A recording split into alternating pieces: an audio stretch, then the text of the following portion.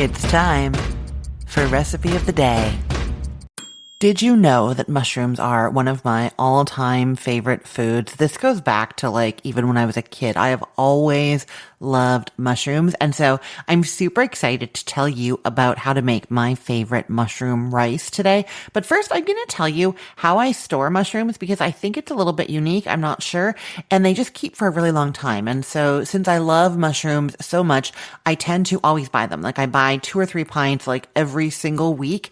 And then I keep them in the fridge, but I keep them in a way that keeps them from getting moldy or anything. They just maybe slightly dry out if they're in there for a long time, but they stay good for a long time and they're really easy to reach and just grab a few when I want them. Actually, I often will open the fridge looking for something to snack on and snack on a couple mushrooms while I'm standing there, just kind of brush the dirt off and munch, you know what I mean? Okay, so what I do is I get a really large paper bag, those big paper bags that you get at the grocery store that your groceries can be put in sometimes, that kind of big paper bag. And then I cut maybe 4 or 5 inches from the bottom all the way around. So now I have this big paper box almost, I guess.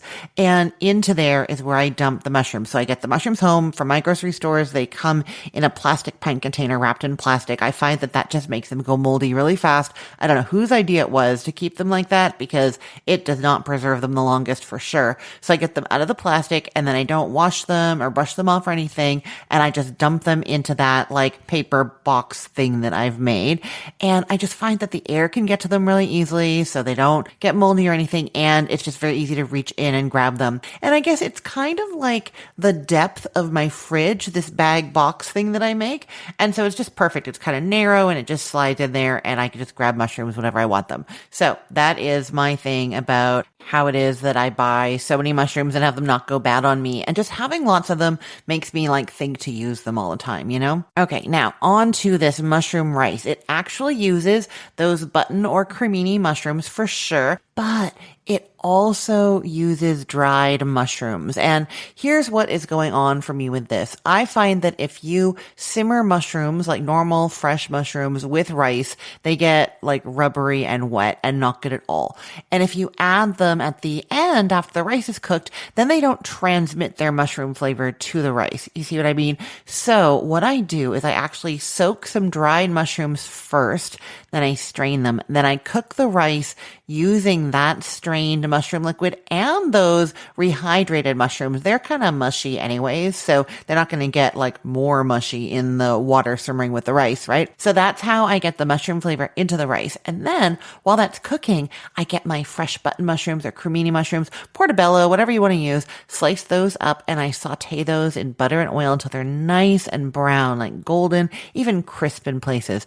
And then when the rice that's cooked in that mushroom liquid is all done, that is when I mix in the sauteed mushrooms and then they keep their texture. See, brilliant, right? So you're starting with an ounce of dried mushrooms. I like to use the dried porcini, but whatever mixture you have is great. And you're going to put them in a sieve while they're still dry and then rinse them under running water. I find that gets any grit gone right away. I always see people saying to soak them first and then strain the liquid and rinse the mushrooms. And I just find that to be difficult. What are you straining it through? They want you to strain it through a coffee filter or something. Way too much. So just rinse them first. Any little dusty grit that's on them is going to wash away and then you don't have to worry about it later. Okay, put those mushrooms into a measuring cup and top them with about a cup of boiling water and just kind of stir them around. They kind of want to float. You just want most of them submerged as much as they can be. Stir them every now and then. They need 30 minutes in that water and there's not really much else you could be doing in this time. This is when you're I don't know, emptying the dishwasher and getting other things prepped for dinner, right? I will say that you can do this up to 2 days in advance.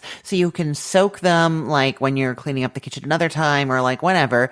And then you're going to do the same thing I'm about to tell you to do, which is to put a fine mesh sieve over a bowl and you pour those mushrooms that have soaked for 30 minutes. You pour those through the sieve, catching the water. And if you're making the rice right away, don't throw anything out. You're going to use both of them. But if you're going to do this 2 days in advance, you do that whole thing, 30 minutes of soaking and then the straining.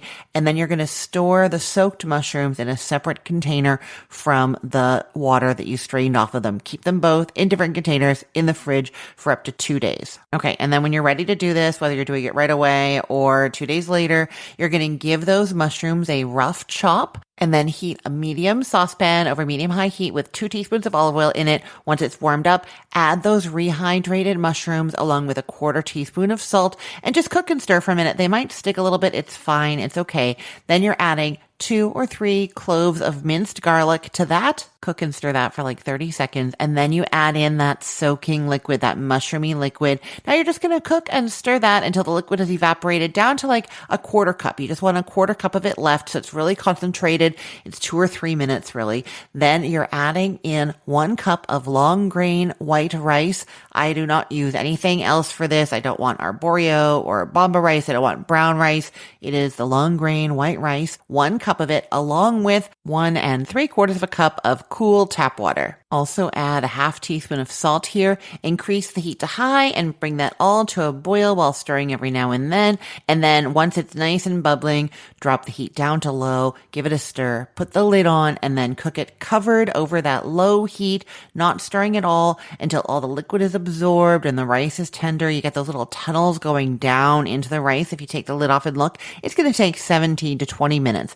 At that point, you take that off the heat. Okay. Now, while that was happening, those 17 to 20 minutes, that's when you're using your fresh mushrooms and you're getting those all nice and browned. So you're going to thinly slice 8 ounces of button mushrooms or whatever kind of mushrooms that you like the texture of when they're sauteed, and then get out a large skillet and heat it over medium-high heat with a tablespoon of butter and 2 more teaspoons of olive oil. Once that's nice and hot, you add your sliced mushrooms, stir to coat them in that butter and oil, and then spread them out into a single layer and let them cook until they're nice and brown underneath. It's going to take a few minutes. Then sprinkle those with a 1/4 teaspoon of salt and give them a stir. And then cook and stir them occasionally until any liquid that comes out of them has evaporated away and the mushrooms are nice and browned in places. Then take them off the heat. By now, your rice might be done, nearly done. Like I said, once it's cooked, you take it off the heat and then you're going to fluff it gently with a fork and then you stir in those browned mushrooms. So you have all that wonderful mushroomy flavor from the soaking liquid, from those rehydrated dried mushrooms that the rice cooked with. And now you're adding that wonderful sauteed mushroom texture and more mushroom flavor at the end. Perfect, right? I know this recipe is going to make you start buying lots of mushrooms like me and storing them in your fridge in that paper bag box thing.